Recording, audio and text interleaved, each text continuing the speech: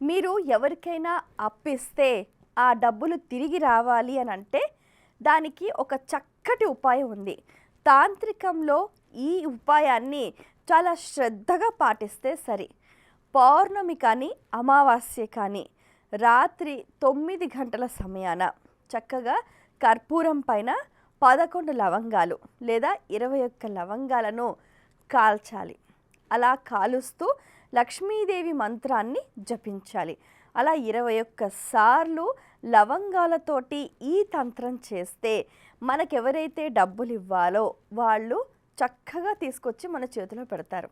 అసలు ఇంతకీ ఈ లవంగాలకి, కర్పూరం, ధూపానికి, లక్ష్మీదేవి మంత్రానికి ఏంటి సంబంధం అని చాలామంది అనుకుంటూ ఉంటారు.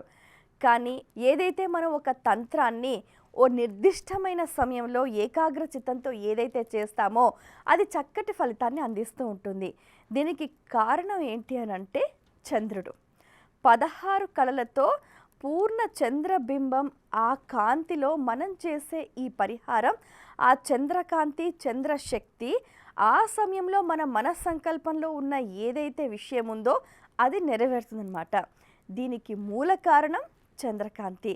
అలాగే అమావాస్య సందర్భాలలో కూడా ఇలాంటి పరిహారం చేయటం వల్ల ఏమవుతుందనంటే మనం ఏదైతే ఒక సమయంలో తీవ్రంగా మనకు రావాల్సిన డబ్బులు రావాలని అనుకుంటూ ఉంటామో మనం అనుకోవటం, మన సంకల్పం, మన భావన ఆ సమయంలో మనకు ఫలితాన్ని అందిస్తుందన్నమాట.